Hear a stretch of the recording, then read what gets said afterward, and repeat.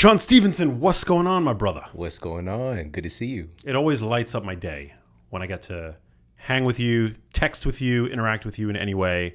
You are such a light in the industry, one of my close friends, confidants, and your book Forever, it's such a great book, Eat Smarter, the family cookbook, is always adorning our set. That's how much I value you and the insight that you bring. That means a lot, really. I appreciate that. And just, seeing this color scheme, by the way, with a lot of our friends, and then seeing this really jumping out, it means a lot. I truly appreciate that, man. Of course. Well, it's been a minute since we've connected. Things are moving fast in the wellness world. Yeah, don't say.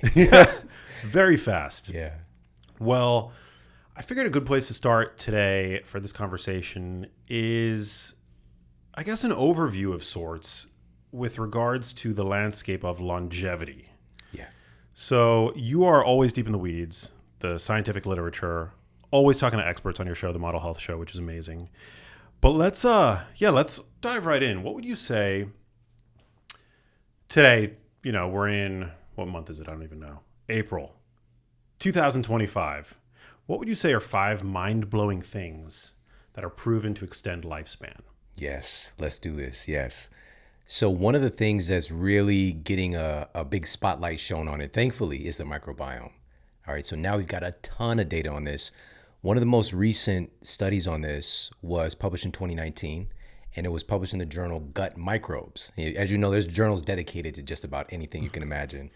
But they were looking at the microbiome makeup of people who have achieved longevity, right? So they were looking at a big subset of individuals who are over 90 years old, and they found something really interesting.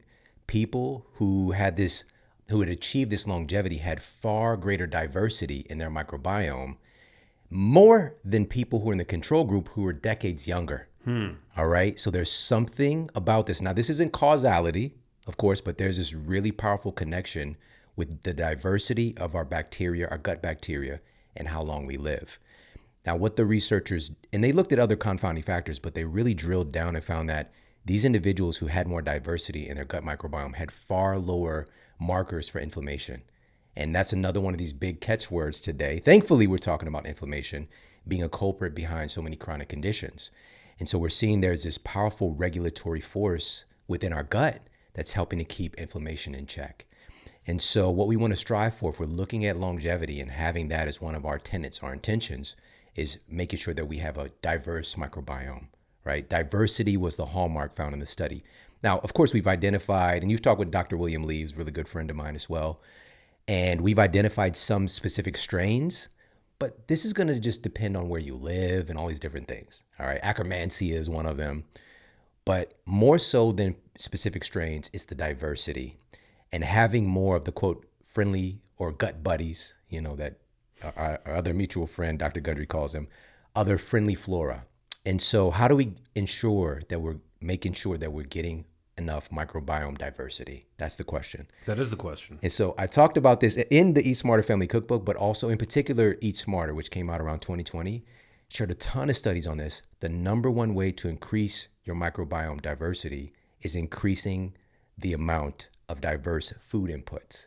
It's pretty simple, all right? So in our culture today, we might go to the grocery store and it looks like all this stuff, but it's really the majority of the food there that's stacking up on the grocery store shelves is made from the same like 5 or 6 foods, like wheat, corn, soy, rice, various forms of sugar. And we are lacking so severely the diversity of inputs. Our ancestors would get somewhere in the ballpark of 3,000 different inputs from different foods over the course of, say a couple of years. Today, the average person is lucky to get it maybe like 50, right? And so our microbiome is starving to death, essentially. And if we're not feeding those microbes the foods that they're looking for, they can't thrive. They can't diversify and flourish. And so one of the clearest studies that we have has affirmed that, and it's not, this is a big takeaway for everybody. When you're eating a food, you're not just eating that food, you're eating that food's microbiome as well. We talked about this a little bit before, but I want to emphasize this. When you eat a blueberry, it isn't just this little, it's got antioxidants, it's kind of, it's got some vitamins and minerals. It has its own microbiome. It has its own bacteria profile that we're eating along with that berry. Same with an avocado. You're eating that avocado's microbiome. You're eating those peanuts microbiome. You're eating, the list goes on and on, the sweet potato microbiome. And so you're basically taking on that data and it's interacting with your data. This isn't like a one-to-one thing where we eat that blueberry's diversity, their microbiome, and suddenly, we're taking on that blueberry data. It's interacting with our microbiome. And so as you know, we have trillions of different bacteria that are in and on our bodies. But the gut microbiome is just one of these areas. And we'll talk more about this as we go on, because now we're looking at, our skin has a microbiome, our lungs have a microbiome. Now there's more and more data emerging about the microbiome with the brain as well. And so what we want to do is target diversity in our diets. Even if we're health minded, we can get stuck in a rut. And I've been guilty of this, where, somebody's maybe they're trying to build some muscle. So they got like the chicken, rice, vegetable, chicken, sweet potato, vegetable, whatever. And they're just eating the same things over and over again. It's the bodybuilder diet. The bodybuilder diet. And it works to a degree, but the bodybuilding isn't necessarily associated with longevity, because our conversation is about longevity. There is a big component of that, which we'll get to later on with bodybuilding. But we want to be mindful. Yes, you can be very simplistic in those inputs, but make sure you're getting in something somehow where you're getting a bunch of different things in once. That can be in a shake, like you've got your protein shake over there that you're drinking on.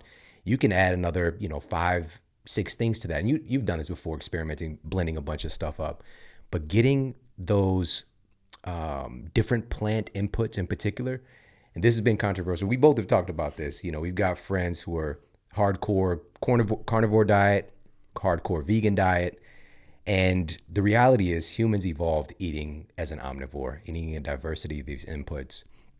And so there are a lot more different plant inputs that we have access to.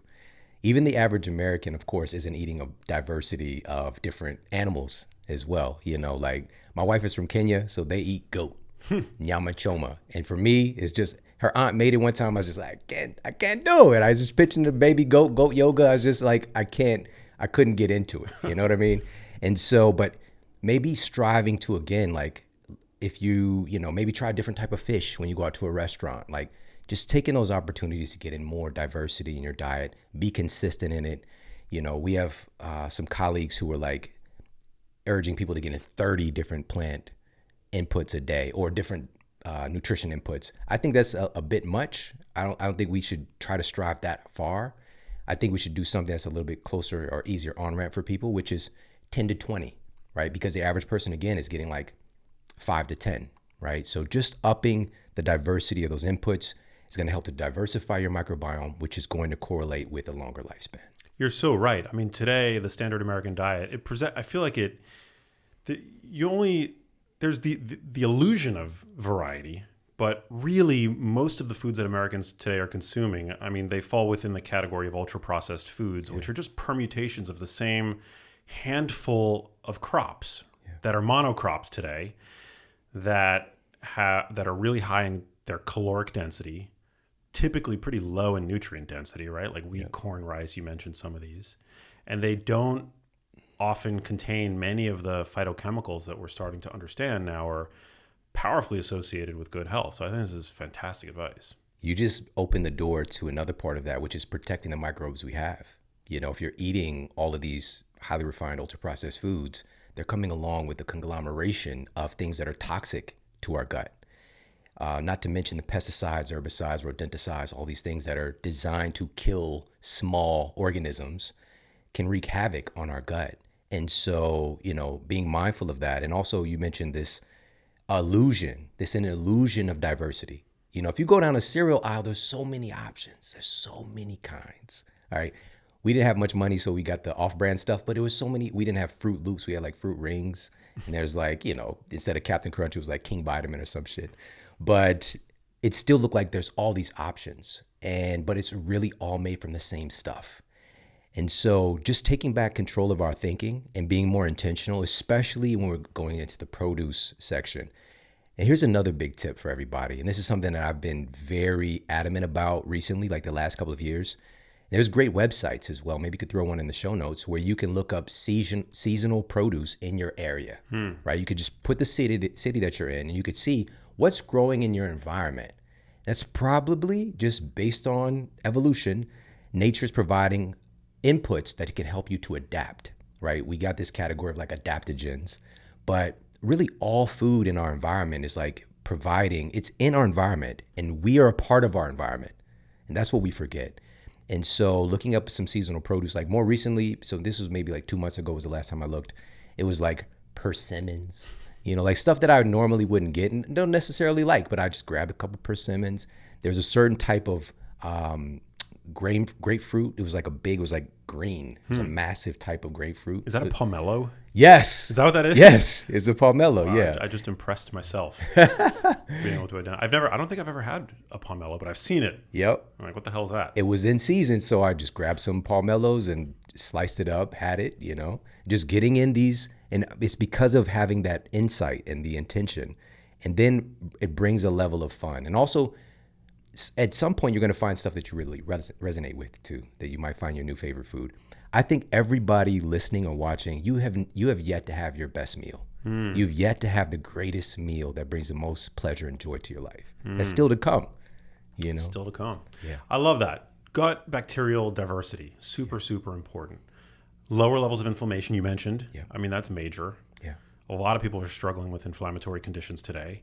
And inflammation has been linked recently to, even the non-obvious conditions that nobody wants. Depression has been connected to inflammation. There's the inflammatory cytokine model of depression. So your food could actually be impairing your mood, which is a crazy concept.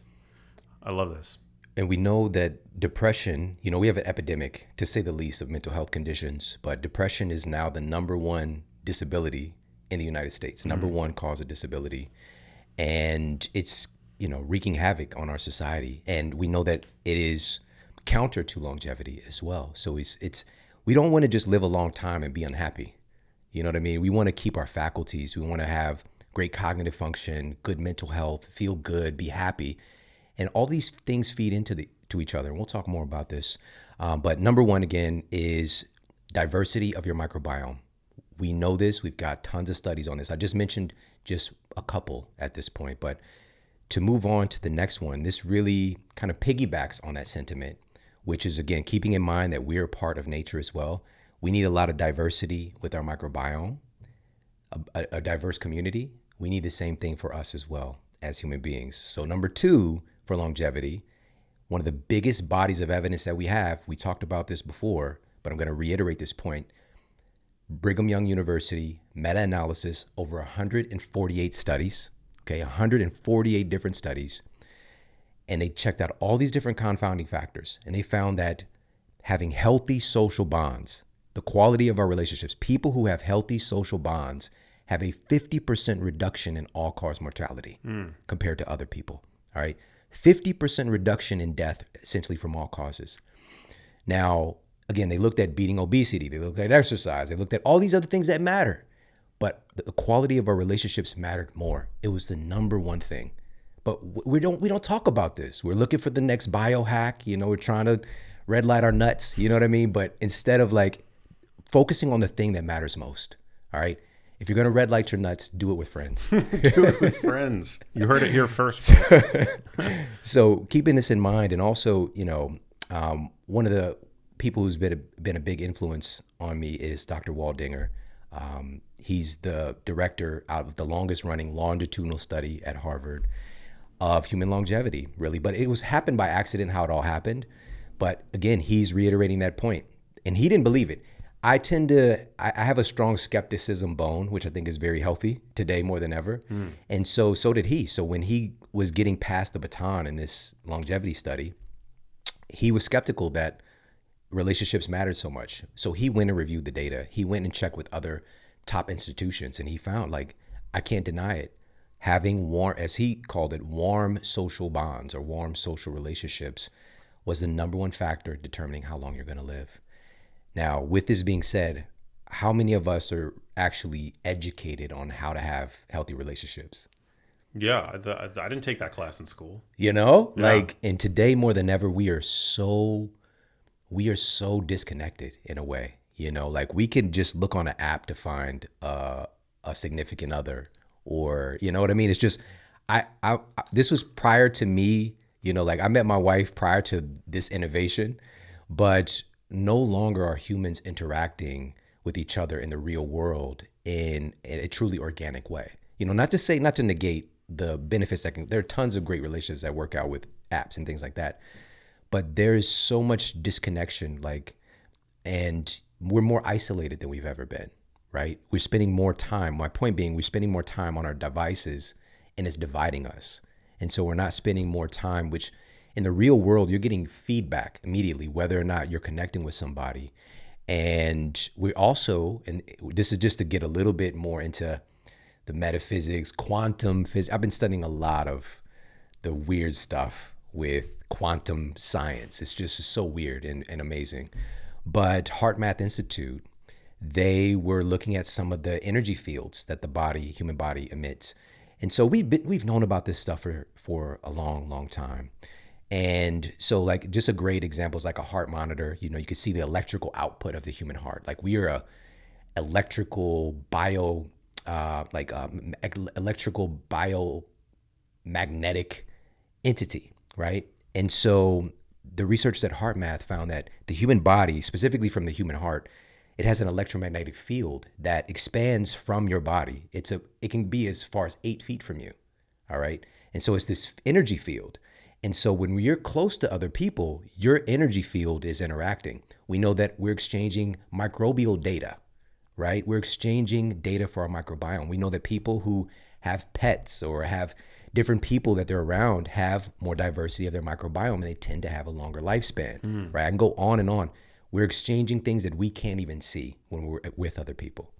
And so all that gets muted when you're on your phone, by yourself, in your room all the time, watching Netflix and all this stuff, there's some great stuff out there.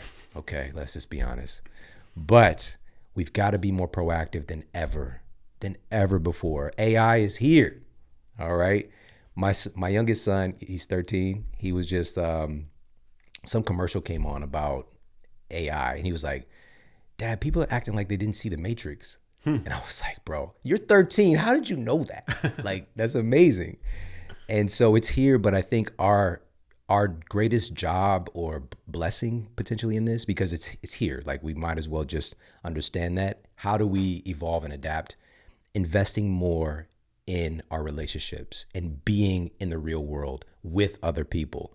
AI might, if you're using it effectively, free up your time, right? It can do the jobs of a lot of other people, giving you more time to invest in humanity and, you know, in the real world. So yeah, I mean, and not to discount what you're saying, but I am optimistic that AI is going to provide a solution for people for whom IRL social connection is difficult. You know, maybe disabled people, elderly people. Like AI just passed the Turing test, if I recall correctly from what I saw on X, which is amazing. Like sooner or later, we're going to have AI companions, and obviously we have no idea how that's going to unfold in terms of the human psyche. But I mean, you brought up Robert Waldinger. I had him on my show in the past, and I mean, he's likened loneliness to a toxin on par with consuming alcohol or smoking cigarettes. Yeah. So, I mean, I'm optimistic that AI will at least do something for the epidemic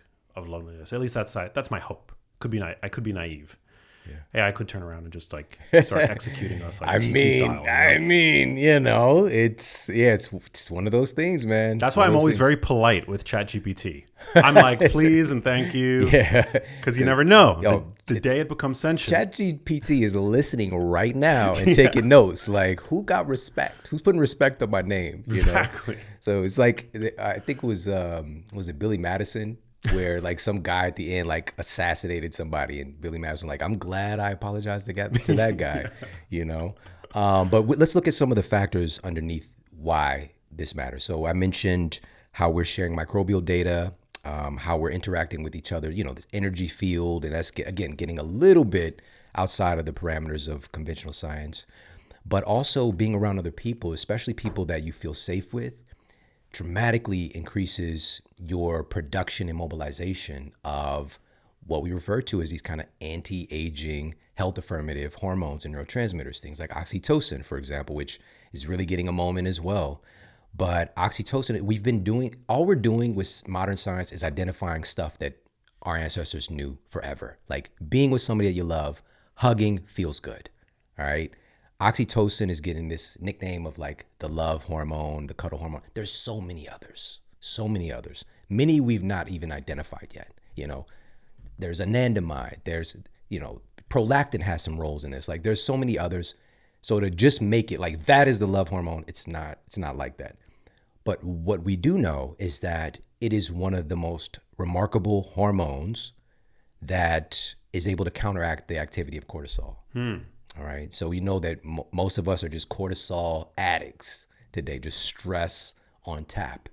And cortisol is awesome. It has its role, but the amounts that we're producing because of our chronic low-grade stress all the time and the times that we're producing it is a problem as well. Circadian medicine, maybe you heard it here first. I've talked about it a little bit in my books, but that is, from my perspective, it's what's to come, is circadian medicine, circadian nutrition, all that stuff. It's already here, but that's going to be a big topic of conversation coming up.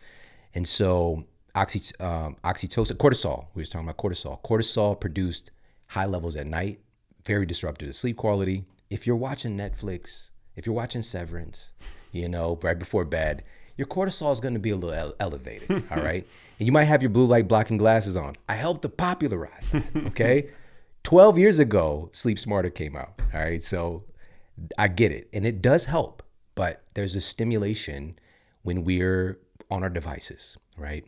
And so oxytocin, spending some time, what if you unplug for a little bit, hang out with your family, hang out with your significant other, hang out with your puppy, whatever, just spend a little time, downregulate, all right?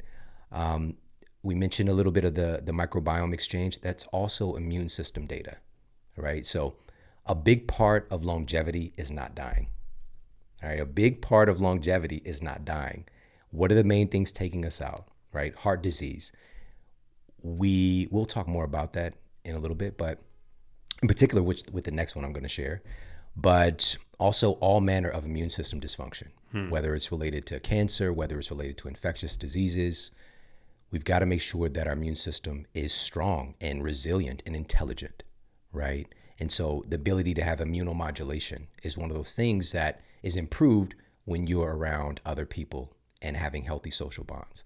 And it goes back to the microbiome too, because you're sharing microbes, you're cohabitating with people who are out in the world doing things, bringing various benign microbes back into the house. I mean, it's one of the reasons why having a dog seems to be so consistently related with better immune function and longevity. Yep. Not so much for cats, which is kind of a bummer for me. But how many cats do you have? I just got one. One cat. Just okay. one. But she's an indoor cat, so it's not like she's like out in the world bringing strange bugs back into the house. Yeah. Which is, I think, the mechanism by which dogs are, because they're just out sniffing things and tracking stuff in. Super interesting stuff. Okay, so social connection. Yeah. So gut bacterial diversity. We've got social connection, which is super, super important. Yeah. What's number 3? Number 3, we're just going to keep piggybacking.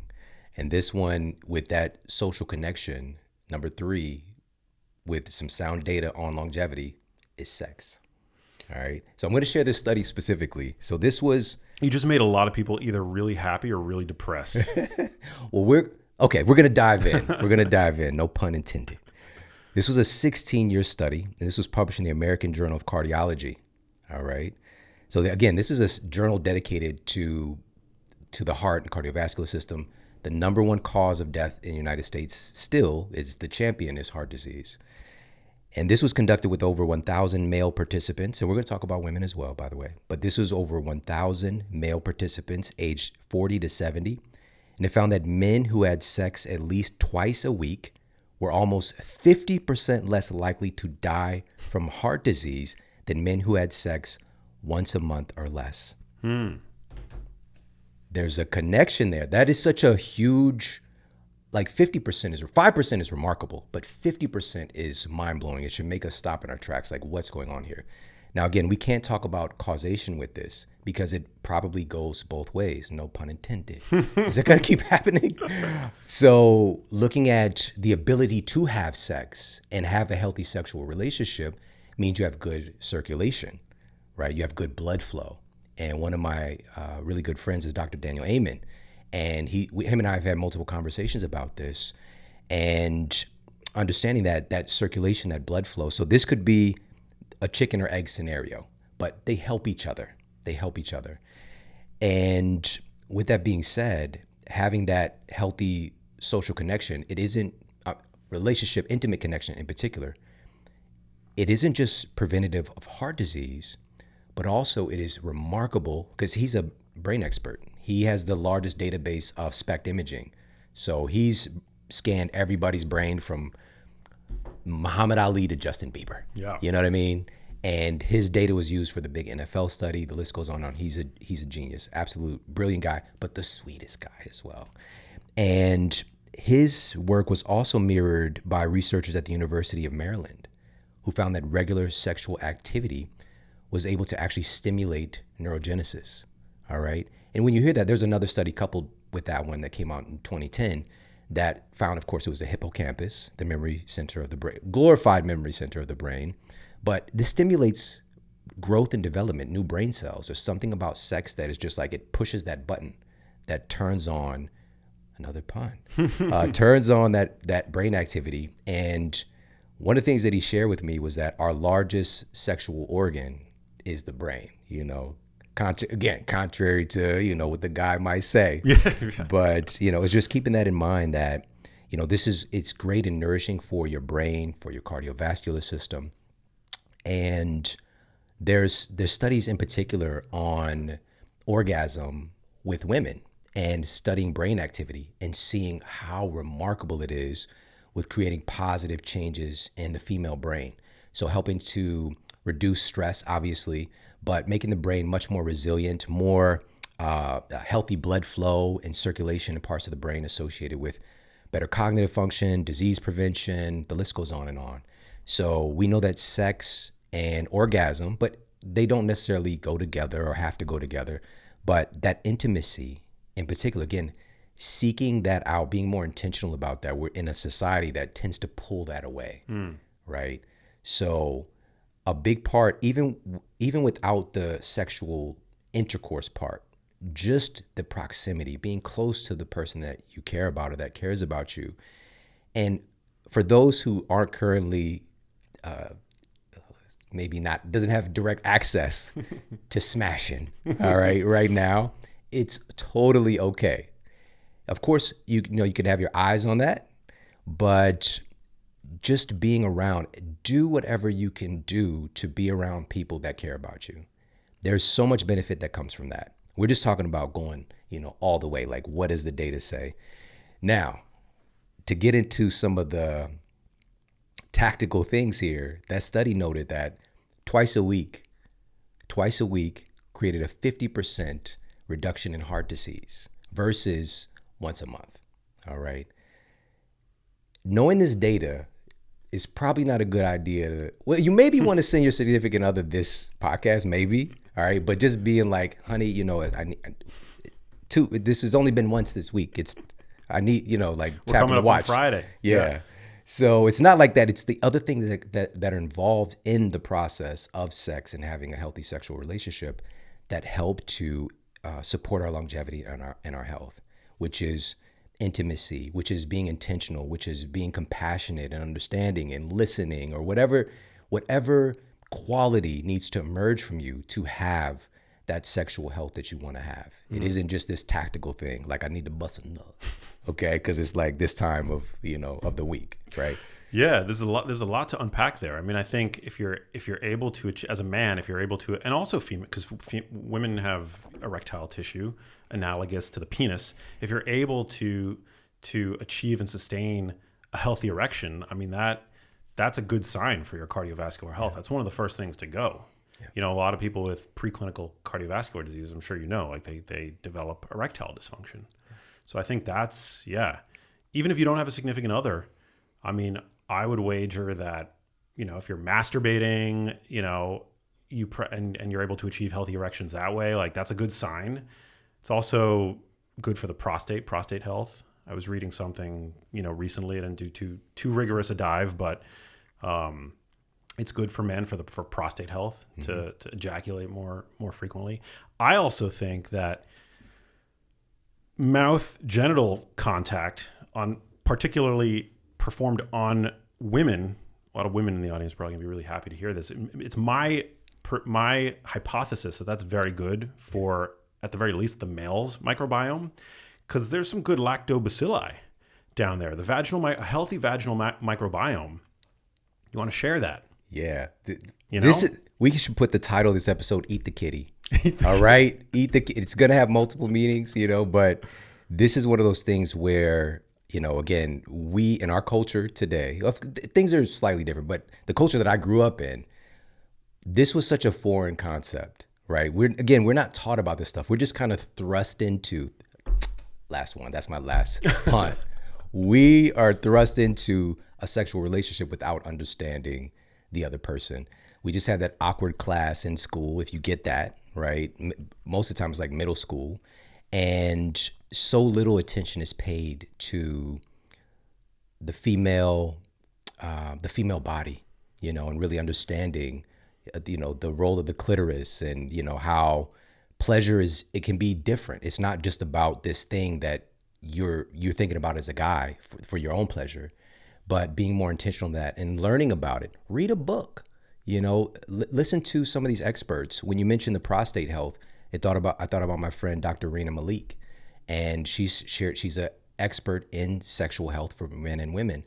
And, she talks about stimulation. Also, Dr. Jolene Brighton is another person, and sexual pleasure for women. And so just getting some education. And as Max just threw on here for the science bros, also, you're going to be helping your own microbiome.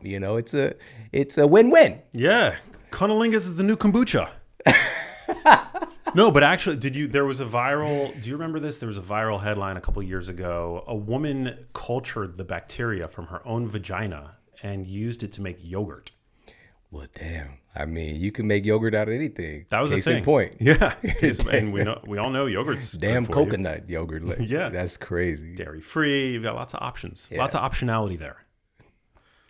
What's next? What's next? Next up, so we covered microbiome diversity. We covered the importance of healthy social bonds. We covered sex and the impact that can have on longevity. Tons of data, and more is emerging on that as well. Number 4, and this really ties into a lot of these other things and makes it possible to do these other things. Number 4 is building and maintaining your muscle mass. All right.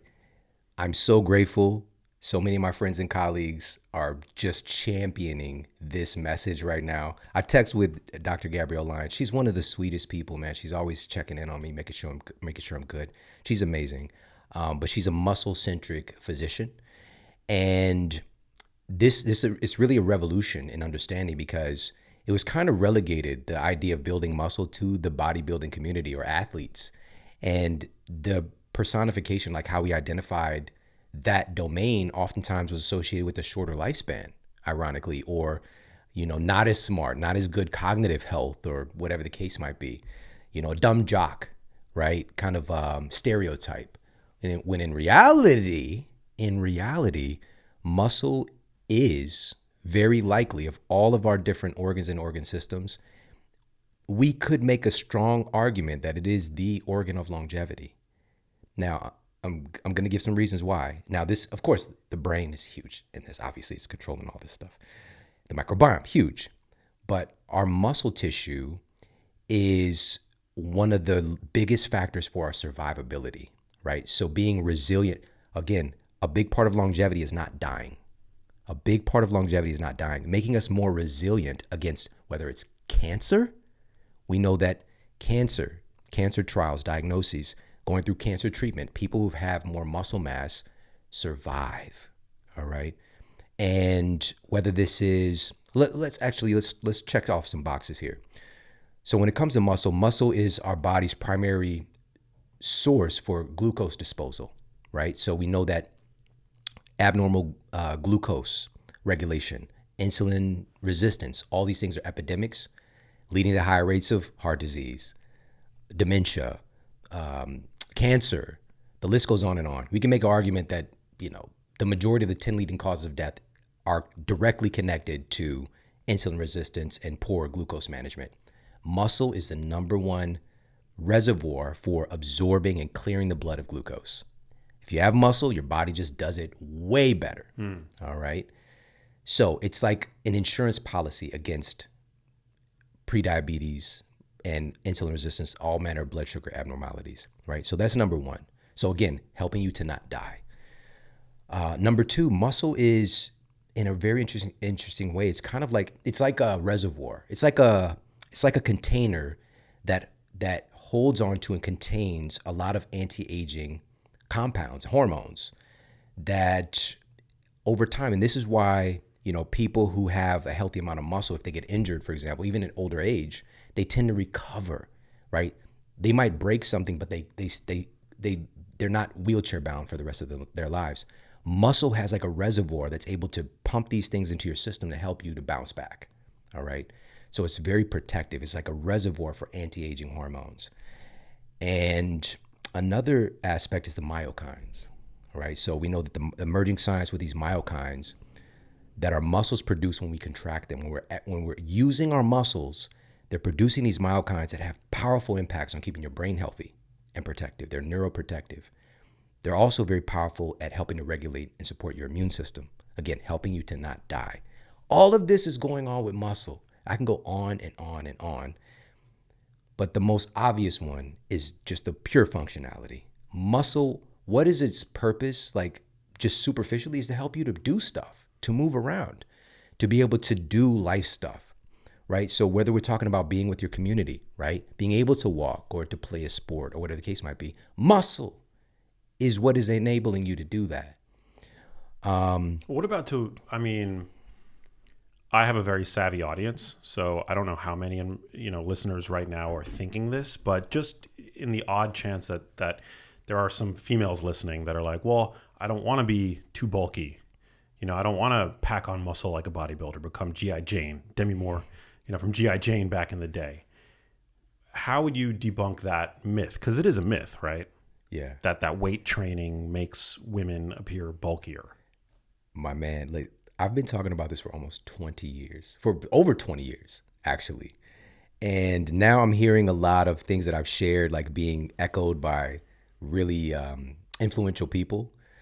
And one of them that I said like 20 years ago was just again, very superficially, very obvious.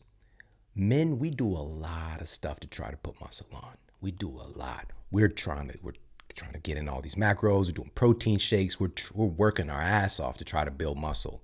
It's hard. It's hard to do. All right. And we have the hormonal cascade, the testosterone advantage to be able to do it way better than women. It's so difficult for us to do it. And yet women are afraid like they're going to get bulky.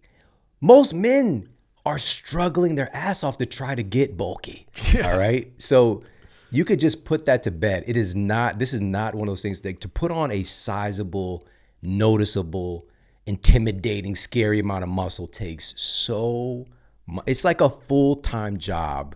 And then the will of, I almost said Will Smith, but I don't know if it's too soon, but like the will of, somebody who is very mentally driven. Right. And so please, just even from that alone, just look at most guys are trying to get big and they can't. They're at the gym all the time.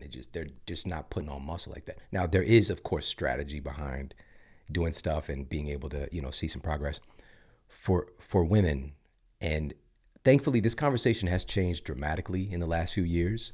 A lot of women are just like, no, I'm done. I'm done with that. Like that whole belief is what's coming up for me is like my wife being from Kenya and having a physical culture, right? And so being much more active and understanding that women throughout history have been very active in doing a lot of heavy lifting, in particular lifting kids helping with gathering and things like that. I almost said hunting. I just watched this movie Prey it's like a predator movie. Oh, interesting. Yeah, I've heard of it. But she wants to be a hunter. That's the whole thing. But anyways, just being able to help out and to do a lot of things that require muscle, that require a very physical culture. We had a much more physically literate culture where muscle was required. But today, all of that has been muted. And so there's been also this paradigm of, the kind of, what's the best word to put here? The kind of demure, like very petite and soft and like, just hidden, tucked away, very delicate woman. There is a place for that, obviously, absolutely. But also there is something your genes are expecting. Your genes expect you to be strong because it's about survivability, right? And your version of what muscle and what strength is going to look like is very different from a bulky guy, all right? For you to actually put on muscle that you feel like I'm like whatever, you're probably gonna have to take some anabolic steroids and things like that, and you just can't do that eating good food and lifting weights. It's just you got to just put that whole idea to bed. Yeah, almost every jacked person that you see, male or female, on social media, they're all augmented. I mean, the vast majority of them, even those that will claim that they're natty, they're not. Yeah. And also for women, like lifting heavy things is the best way to fortify bone strength. Yes, that part. And that signal, your bone also, again, stem cells, all these different data aspects of like immune system function, cognitive function. There are things that are great for protecting and regenerating your brain tissue that are embedded in your bones. And when you use your bones, when you put weight-bearing exercise onto your bones, it helps your brain. And this circles back to, and I remember it was a conversation I had with Andrew Huberman about that. And this comes back to how muscle and cognitive function actually go hand in hand as well. We know that cardiovascular exercise is great for the brain. We know that. Tons of studies on that. But there's less data now about lifting weights and cognitive function, but we do have some pretty remarkable sets of data on this. In particular, lifting legs, strong quad muscles, strong leg muscles, and having a better long-term memory and better problem-solving ability and less anxiety, more stress resilience when people have stronger legs and they're working their legs on a regular basis. So getting stronger legs, if you're going to work any muscles, don't skip leg day. All right. That paradigm is over as well. I feel like a lot of fellas need to hear that. Yeah. You know, fellas, where I tend to be, if I'm going to skip any day, it's going to be leg day. Yeah. And I feel like for women, it's probably the opposite. Of course. Right? Yeah. There's a paradigm of, it's all about the booty right now, so leg day and, that whole thing. And then for guys, it's still just like trying to get the big arms and the chest and that kind of thing and the big V taper. And I get it. Like, who doesn't like a nice butt? Yeah. You know? I know. Like, this goes back to the one we talked about earlier. Yeah. So, just keeping all this in mind, this is for all of us. Our genes expect us to be strong. Our genes expect us to walk. Our genes expect us to lift heavy things. Our genes expect us to be able to move quickly. These are all external environmental inputs that are telling our genes that I'm fit to be alive. All right. And so giving your body these inputs on a regular basis are just going to, again, it's going to lean towards you living longer. It's very logical. We're just talking about basic logic. And then we get into the minutia. And so, so we talked about the myokines. We talked about anti-aging reservoir. We talked about glucose disposal. But the main obvious thing is just pure functionality, being able to move and do stuff in the world. Having more muscle is telling the environment, these environmental inputs, I'm qualified to live. I'm strong enough to hold my own in this world. And so my recommendation for everybody listening is to make this, especially when you hit 40. 40 and over, your number one priority should be building muscle. Number one priority.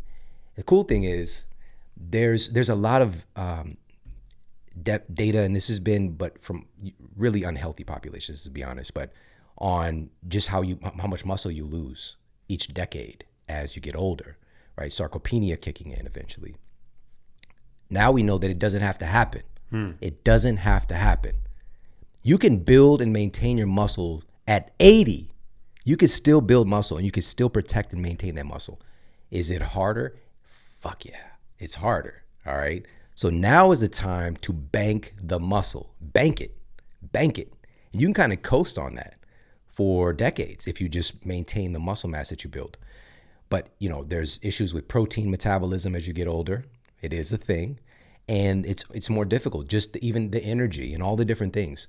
So is it possible later on? Absolutely. But we want to get a jump start on it right now, especially again, once you hit 40, it should be your number one fitness priority, build muscle.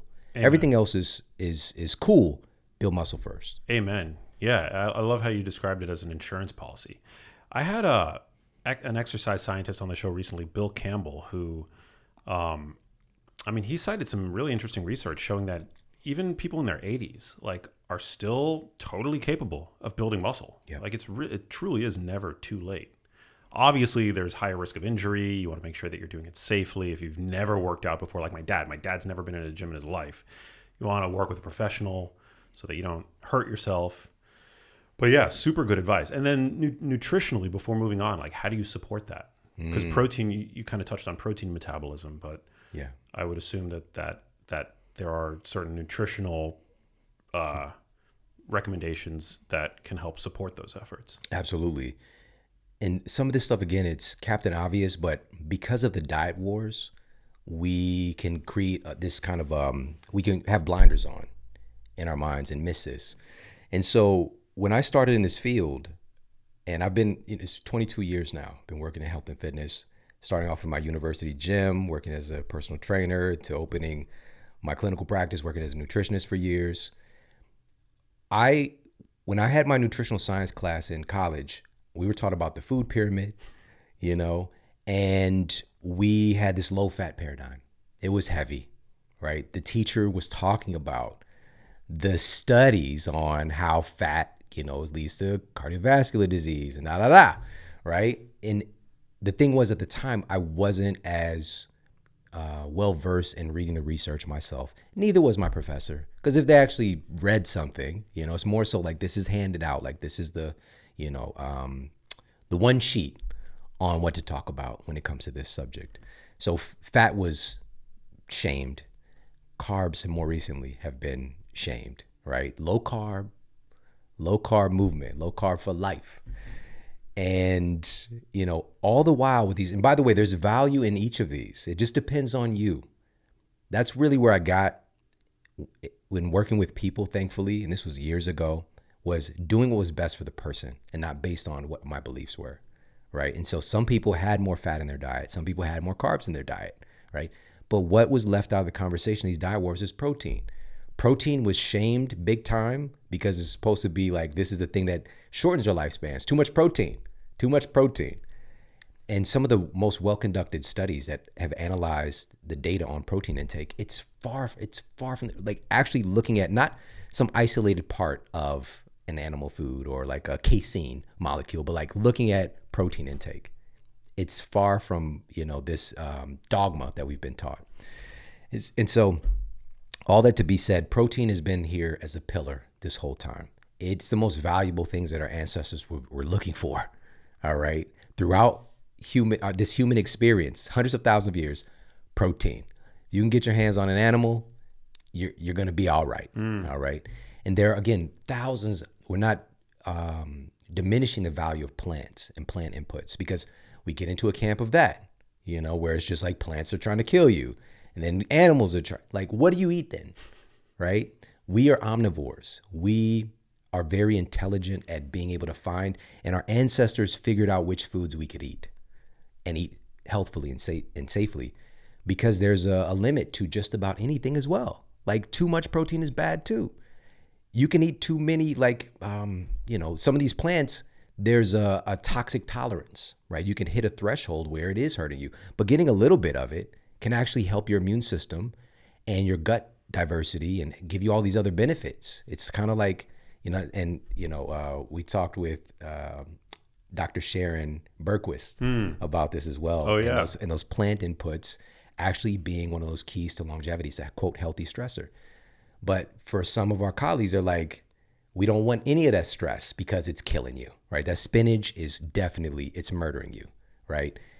And the reality is a little bit different, a lot different actually. So, but again, we don't want to go full in. We're not trying to have a massive spinach smoothie every day necessarily either, right?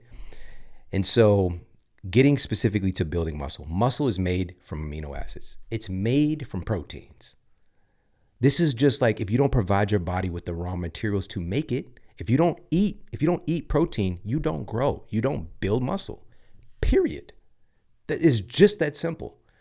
Now, carbohydrates, of course, like our muscles can, we're talking about like glycogen stores really fill you out, right? So if I remember correctly, it's like one gram of carbohydrate can help you. Carbohydrate, listen to the name, hydrate, can hold on to 4 grams of water, right? So 1 gram of carbohydrate, 4 grams of water. Maybe I'm flipping it a little bit. No, you're right. That's why when people initiate like low carb diets, they'll suddenly lose a lot of weight. Mm-hmm. But most of that weight in the initial phase of the diet it's like water weight. Yep.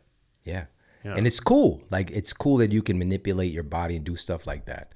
But holding on to hydration is another important tenet for survival, right? Your brain is also holding on to hydration as well, right? You don't want to dry it up. You could literally lose brain volume if you don't have the compounds that help your brain, and also like electrolytes, sodium, things like that. But carbohydrates play a role in helping you to maintain a healthy water weight. Now, of course, most people eat way too many, of course, and garbage carbohydrates. But sweet potatoes, rice, there's a ton of really viable, healthy carbohydrates humans have been eating a long time. So primarily, if we're talking about building muscle, you need carbs, all right? Again, keto, like I know the guys. These are some of my good friends, all right? There's a place for that. But even with the keto paradigm, there's still room for carbohydrates. And so, it just depends on your goals, on how much carbohydrates you're bringing in. But there's so much value that can be found in carbohydrate-rich food. Yeah. So. Amen. I think that especially for older adults, like optimizing for protein is super important. I don't think there's any downside. I mean, look, when we're talking about like you're slamming protein shakes and all you're doing is eating lean protein, that can get problematic. But I think if you're prioritizing protein in your diet, there's a lot more good to be gained from even slightly over consuming protein, which in and of itself is really difficult to do because it's so satiating, than under consuming it. Because you under consume protein, you're going to be hungrier for carbs and fat, right? It's like the protein leverage hypothesis. Exactly, yeah. And we talked about this on a previous episode, but a study was conducted at St. Louis University. I'm from St. Louis, so shout out to everybody in the Lou. But they took test subjects and they put them on a weight loss protocol, right? So there was a calorie reduction, but they had their first meal of the day was the only difference between the two study groups. One group received a carbohydrate dominant food, which was a bagel for breakfast, but the other group received eggs, which is rich in protein and fat. Same amount of calories. After the conclusion of the study, and this was like an 8 or 12-week study. And I shared the details in Eat Smarter, and also we talked about this previously.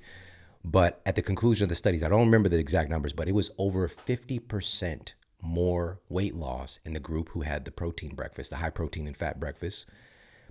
They lost significantly more belly fat. They lost more with their BMI. Everything was better. They outperformed. Same amount of calories, but having more protein and those healthy fats that come along with those eggs did something positive for their metabolism that helped them to shed the excess that they were carrying. All right.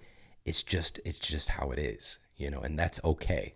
No, but if you want to have the bagel, you can have the bagel. All right. But you probably want to put a couple of eggs with that too. You know what I mean? Make sure that you're getting your protein. And protein just makes everything work better. I'm not advocating for a high protein diet per se, but you need to make sure you're getting the right amount of protein for you, it's not always easy because it's so satiating too, right? If you're trying to build muscle, that's what makes it so difficult, right? For a lot of guys in particular, it's like you got to get in a lot of protein to build muscle, especially if you're trying to do it quickly. And so what is that recommended amount? Well, according to the most proficient people in this space, you mentioned Dr. Bill Campbell, he's a friend as well. It's somewhere around zero point 0.8 grams to 1 gram of protein per ideal body weight, per ideal pounds of body weight. So if you're 135 pounds and you want to be 120, you're going to target somewhere around 100 to 120 grams of protein in a day, right? And so this is why a lot of our longevity expert friends are changing their tune on intermittent fasting a little bit, because so many people were not getting in the amount of protein. It was creating negative effects with their muscle mass, which again, this is being touted as the organ of longevity. And so being able to get enough protein, doesn't mean you can't intermittent fast, but you got to be more intentional, right? And so, yeah. So that's like 30, if 3 meals a day, that's like 35 grams of protein per meal. Easy peasy. Not that difficult, but just being intentional about it, right? Taking that opportunity when you're having that food to get that protein in. Yeah. Amen. All right. So what is the last secret hidden way to achieve longevity? We've got one left, right? Got one left. Yeah. So, and I actually brought these with me to make sure that I just share this clearly, because it's so remarkable. 2 studies. Number 1, this was published in the Journal of Chronic Diseases, and they were taking into consideration a variety of confounding factors, a variety of risk factors. And they found that the lack of satisfaction in the work that we do is a significant risk factor for coronary heart disease, the number 1 thing that's killing us. Coupled with that, a massive meta-analysis. This was published in Occupational and Environmental Medicine. This was almost 500 studies that were analyzed for this. All right, this is rare. And they found that job satisfaction is one of the strongest influences on our mental and physical health. All right, so number 5 here is doing meaningful work. And there's a couple of things here. And if you hate your job right now, I got good news for you. All right, we'll get to that. But there cannot be enough said about wanting to live, because you have a reason to live, having a purpose. I remember one of my mentors, Bob Proctor, sharing with me that he couldn't even fathom the idea of retiring. You know, he loved what he did so much. He wanted to work to his last day, he was so full of vitality. He was so full of vitality. And he was just one of the sharpest, smartest people I've ever met. It's just like, it's incredible. And having that sense of purpose, having something to dedicate your life to, something that helps you to, quote, get up out of bed in the morning, whether that's your family, you know, like being there as a grandparent or great grandparent, because you want to see, you know, your grandkids thrive, or you want to be there at your grandkids' wedding. Whether that is, you know, the work that you're doing, maybe there's a philanthropic thing that you're invested in, you know, the community that you are involved in and you're trying to uplift and support, or of course the tactical, quote, work that you do, right? And so for you, you know, I know this because we're very similar in this. It's like the work that we do matters, and we feel it, and we know that it's making an impact, and we know that we have a gift in this to be able to share, and kind of it would be selfish to withhold it. And so it's like it motivates us to share what we know, to share our wisdom, and also to highlight the wisdom of other people, and to uplift and help to create a positive change in our lifetime here in a environment that is not doing well right now, you know. And so meaningful work is critical. Now, what if you don't have that meaningful work right now? This is not just relegated to the, quote, job that you have. Again, this could be having meaning in your family, right? Many people that are doing jobs that they don't necessarily enjoy are doing it because they want to take care of their family. Lean into that, love it, and bring more love to what you're doing because you love your family. It's just all going up here in your mind. It's how you are framing it, right? And now this is coming from a guy that did a lot of stuff, all right? So when I was in college, you know, my first job, of course, was the obligatory McDonald's fast food, right? You worked at McDonald's? Yes. 15 and a half, you know, I think it was like, I'm not kidding, $4 and something per hour, minimum wage. Like this was like, what, 1995 or something like that. But this was like back in the day, right? So funny. And so I'm back there, it sucked, man. I did come up with my own burger. You know, I was like messed around with some stuff. But then from there, I worked at Target.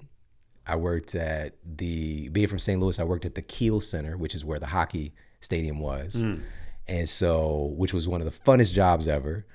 But I found value, I found meaning at Target, for example. And just like, I always had this personality, which I didn't realize until later in life, until I stopped having all these jobs.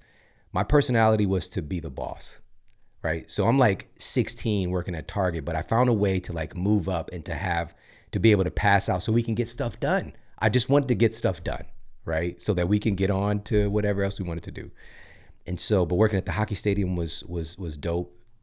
Wayne Gretzky was on the team for a brief moment in St. Louis on the Blues, which was electric. All right. But from there, I got jobs when I was in college working in casinos in St. Louis. They were like some of the quote good jobs. And it was hard, man. We're talking about manual labor, wearing a jumpsuit. I'm locked in a room. I was in the hard count department. So we had to count every coin in the casino every day, empty all the machines, count all the money, right? So it's a lot of heavy lifting, which I enjoyed. I ended up getting, when I was 19, I became the supervisor, right? And so I got people who were like 40, 50, 60. Like there's this old guy named Marshall, for example. It's just like, I don't know how he was showing up, but he kept showing up. Like he chain smoked on his breaks. But like in his 60s, some of them were not happy about that, of course, like having this young kid being the boss. But like there's these personality traits that I found over time. And my mindset even then was, I'm doing this to get a job done. Like I found value in accomplishing this thing every day, right? We couldn't leave until the job was done, which was really good for my personality type. And so it made me more efficient. It made me more creative, right? So I found the value in a job that in many ways kind of sucks. Like I'm breathing in coin dust all day and like locked in this room. We couldn't get out unless security comes and wands us, right? And sometimes security is just being assholes and they take a long time or whatever, and it's like this whole it's like a prisoner guard type of energy to it, but I found value in it and kept persevering. So just reframing in your mind, whatever job you're doing, I've had the great gift of noticing people that really love doing what they're doing and they're doing the same job, or hate what they're doing the same job, right? So we had an air conditioning guy come recently. This guy, he was a magician. All right, young guy. He's probably he seemed like early 20s, but I'm gonna say maybe late 20s. He was so thoughtful, so kind. The way he communicated, just like he looked me in my eyes and like he was very present. He had to come back a few days later with a part, and even he came around, we'll say 8 a.m. and he was just like very kind of like knocking lightly, like, hey, is everybody up? I don't want to wake anybody up if they're not. He's like just thoughtful, right? I was like, man, that's amazing. And also, if we've seen air-conditioned folks who are just like, just like drudging through the day, And so it's just about the internal mechanism and finding a way to find joy and find love in the thing that you are doing. And it might be something outside of the job itself that it's for. So it might be about, again, taking care of your family, finding some value in that. So doing meaningful work and or finding meaning in what you're doing. And last piece here is this very powerful sentiment that I live by, that I teach my sons all the time. How you do anything is how you do everything. How you do anything is how you do everything. If you're going to be excellent at basketball, you better be excellent at washing these fucking dishes. All right. You don't want to eat off of dishes that have like grime and all this stuff on it. Do you want that? Do you want your mom to eat off of that? Right? Do a good job. Show up and do the best job you can in the thing that you are faced with, because it's a habit. Excellence is a habit, right? Purpose, being strong, being insightful, all these things are habits, right? So building those muscles in everything that we do, right? I'm not coming here to be less than. I'm not coming here to be a subpar version of myself. If I'm going to show up, I'm going to be the best I could possibly be and strive for even better. So. It's so good. Take pride in what you do, no matter what it is. I think it's so valuable. I'm a control freak. Everything that I put out, everything that for as long as I can remember, I've always took immense pride in my work. It's not to say that I'm perfect in all areas of my work, nor in life, but I think it's really important to, to take stock of what it is that you're doing and to put your whole self into it. Yeah. The people that are listening and watching, just to reiterate this about you, Max is one of the most hands-on people with his education. He really cares about how things are getting communicated and shared. And so for some people would see it as a detriment, or it's like something that might slow you down, but you are very intentional about how you do things, and so it's because you care. And that's like a superpower. That's how I see it. At first when you told me, I was like, you're doing that too? Like, somebody else could do that part, even for me, because I'm very similar though. I'm very similar. I care. I don't want to just do any random thing, right? There's an intention behind it, and you want to connect, and you want to help, and you want to do what you can to make sure that what you're, quote, putting out there is making the maximum impact, and you take that very seriously. So, thank you. Yeah. Thank you, brother, for noticing. Yeah, man. Well, this was so fun. This was so great. What an empowering deep dive. And for those who are just listening, I mean, you've got your notes there. You bring the science, which I think is super cool. Some guests might feel shy about doing that because they're like, no, I got to pretend as though it's all in my head. Yeah. There's no take pride in what you do, like if you're here to communicate the science in a rigorous way, which I know you are always committed to, then bring your notes. I think it's great. Everything you put out too, brother. It's like so important. And I love the courage with which you imbue all your work. It's just so great getting to call myself among your colleagues. It's awesome. Thank you, man. I received that. I appreciate that, bro. Thank you. Well, remind my listeners, I'm sure you've got a lot of fans in the audience already, but remind my listeners how they can connect with you on social media, how they can find your podcast and pick up your books. Awesome. Well, if they're watching on YouTube, just go to the Model Health Show, put in your little search bar, and you'll find the Model Health Show YouTube. I didn't share this with you. I'm doing some exclusive stuff for YouTube now. So it's been fun. It's a lot of work, but YouTube is its own universe. Also, you can find the Model Health Show wherever you listen to your podcast, wherever you're listening to this, you can find the Model Health Show. And also, so my most recent books, Sleep Smarter and Eat Smarter. Sleep Smarter was the first sleep wellness book to become an international bestseller. And that's how Dr. Bill Campbell that you mentioned, he found out about Sleep Smarter years ago. Oh, wow. Right. And so I'm always, which is crazy that I'm still shocked, but just the influence that book has had on people that I respect and admire. Dr. Kelly Starrett, they kept it at their world-renowned CrossFit gym. Like they had a little library, and they had a couple copies of Sleep Smarter before we ever met them. So it's just very practical, as I am, even in this conversation. Science-backed, practical things that improve your sleep quality. Eat Smarter. I'm so grateful for that book. It's wow. It made a huge impact. It was one of the biggest, fastest growing nutrition books. It came out 2021, like the first week of 2021, which is a crazy time. Yeah. And, it has done tremendous things. It just made a big impact. And then most recent is the Eat Smarter Family Cookbook. So Eat Smarter itself is the big idea food book, right? And so a lot of the ideas that were in that book and the science, hundreds, probably 600 references, something like that. But I was talking about GLP-1 in, 2020 and 2019 when I was writing the book. I had no idea what was coming down the pike. Yeah, right. I was just talking about all these different satiety hormones, different studies in foods that support these things before all this stuff happened. Because GLP-1 is just one. These scientists are targeting, they've got drugs on tap for the rest of this stuff. Because, and this we can maybe talk about this next time, but they're food scientists who are trying to basically circumvent the activity of GLP-1 drugs, basically making them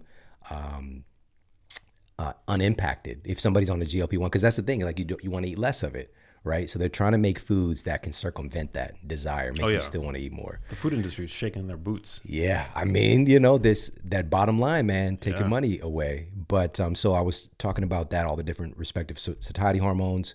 I take people through the process of fat loss, how it happens in the body, how different foods impact our cognitive function, emotional health, the list goes on. And then the Eat Smarter Family Cookbook, you gotta eat, right? And that we're big foodies, so there's tons of incredible recipes, and my family's all up in this book. There's also maybe like 250 peer-reviewed references embedded in the content. So it's a great education book.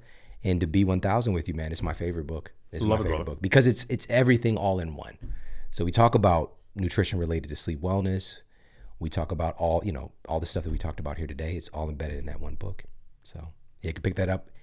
Pick those up anywhere the books are sold. Love it, dude. Well, thanks for coming out. You're the man. And thanks for sharing your incredibly valuable wisdom with us. I know my audience super appreciates it. To you guys listening, thank you for tuning in as always. Very much appreciate you. I know time and energy is a valuable resource, especially these days. Share this episode with friends and loved ones that you think may benefit from it, and I will catch you on the next episode. Peace. Hey, if you liked that video, you need to check out this one here, and I'll see you there.